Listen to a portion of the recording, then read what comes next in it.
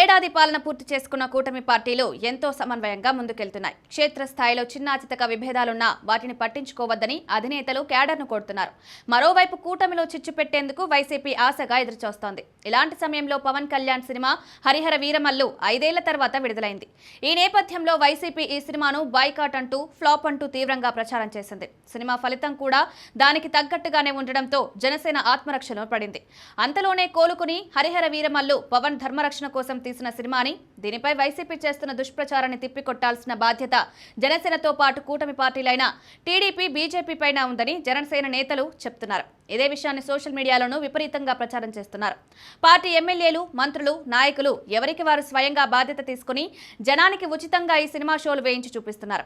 పవన్ కూడా ఏకంగా ఢిల్లీలోని ఏపీ భవనంలో ఈ సినిమా ప్రత్యేక షోలు వేయించారు. ఈ నేపథ్యంలో జనసేన పార్టీ కోరుతున్న విధంగా ఈ సినిమాను ఓన్ చేసుకుని క్షేత్రస్థాయిలో ప్రచారం చేయడం టీడీపీకి ఇష్టం లేదని ఆ పార్టీ క్యాడర్ సోషల్ మీడియాలో పెడుతున్న ట్వీట్లు, పోస్టులు చూస్తే అర్థమవుతోంది.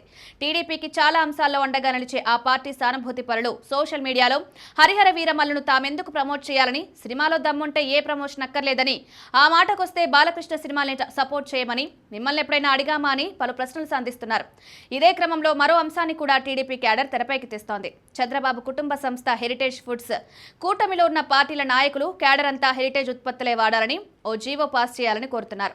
హెరిటేజ్ కు మీరు మద్దతిస్తే మేం హరిహర వీరమల్లుకు మద్దతిస్తామనేలా ఈ ప్రచారం సాగుతోంది. దీంతో జనసేన క్యాడర్ దీనిపై ఏం చేయాలో తెలియక ఇబ్బందులు ఎదుర్కొంటోంది. ఎప్పట్లాగే జనసేన సోషల్ కార్యకర్తలు టీడీపీ ట్వీట్లకు ఎదురుదాడితో కౌంటర్లు పెడుతున్నారు.